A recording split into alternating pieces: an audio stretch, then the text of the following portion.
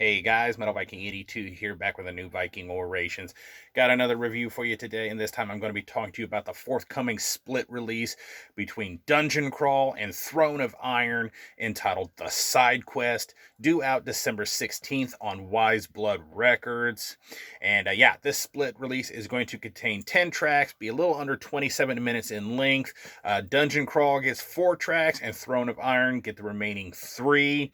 And as usual with these split releases, I am going to be doing each band individually, and we're going to kick things off with Dungeon Crawl, who, if you are not familiar, are a thrash metal band from San Jose, California. Been around since 2015, featuring Cody Jones on guitars, bass, and vocals, Chris Gillette, or Gillette, not sure how exactly you pronounce it, on guitars. You have Javi Gomez on the drums, and yeah, when I got this promo going into this album, I knew nothing about this band.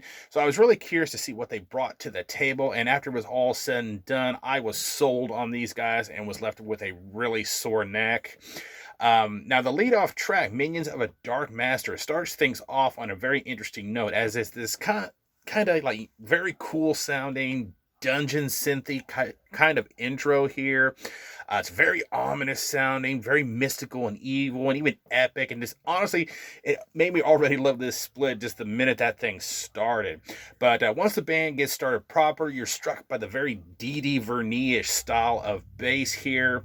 It's right up in the mix, just kind of twanging away, yet it's not overpowering, and it's just laying down a really solid backbone throughout the 3 songs proper, their normal style. The guitars are heavy sounding, hitting you with the fast, thrashy riffs, at times kind of melodic, and they also throw in some more mid-pace, kind of groovy sections. A good example of that, is track number 3, Critical Failure, at the 2:42 mark, as well as some really great guitar solos throughout. I love the twin guitar harmonies that they produce at times. Again, going back to track number 3, at the 3:16 mark, right after that really awesome guitar solo. Then when you get to track number 4, Chained to the Grave, the opening to this song is a really great example of that headbangable kind of mid-paced groove that I was talking about that this band is able to write, in addition to those, nice, fast, thrashy riffs. Solid drum production and performance on here. I love the kicks on here, and there's a great snap to the snare. Nice patterns, rolls, and fills, and I love the double bass work, especially those quick little bursts that he does. Vocally, Cody has a very pissed off sounding delivery, kind of gruff, almost throat shredding at times, and you also get some gang shouts thrown in there at times, because of course this is thrash metal. So yeah, very impressed with their side of things. And then we're going to go now on to the Throne of Iron tracks here. And if you're not familiar with them, they are a straight up traditional heavy metal band from Bloomington, Indiana. Been around since 2017, featuring Corwin Deckard on the guitars, Arzab of the Howling Abyss on bass, Jacob Lett on drums, who of course is also the drummer for Grave Ripper, and then finally Tucker Thomason on guitars and vocals.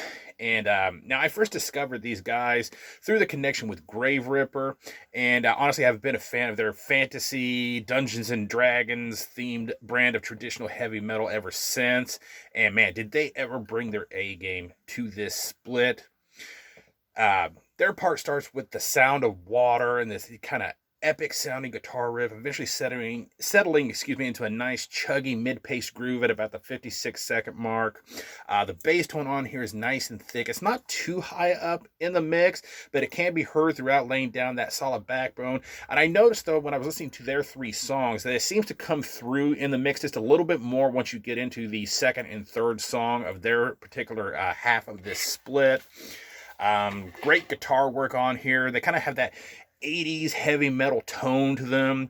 You get fast-paced, galloping at times riffs, along with the more, kind of mid-paced riffs that can be epic and melodic at the same time. And some really killer guitar solos on here. Some of the things I picked out, track 7, Tricksters, at the 27-second mark. That is a great example of those mid-paced galloping grooves that these guys are able to write. And I love the solo at the 4:35 mark. That solo is just so badass. And when I was listening to their 3 songs, I can hear some, Priest in their sound. I can hear some Manila Road, even some Hammerfall in the riffing throughout their 3 songs at times. And great influences right there and all, in my opinion. Jacob's drum performance is just fantastic, as per usual with him. I mean, the guy's just a beast on the drums.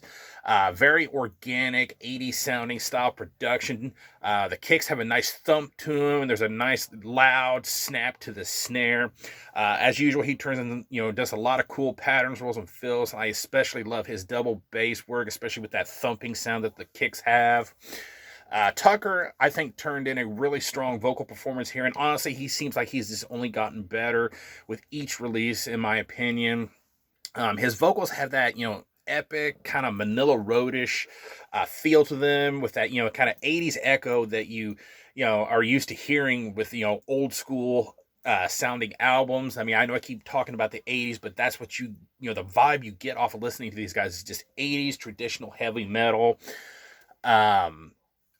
Yeah, and then when you get into track number 5, which is basically their first song on this split, Gods of Liquid Gold, I love the chorus and the way he extends those end notes when he says, mind, and just, the way he does that. I mean, good example, the section between 125 and 151, love that.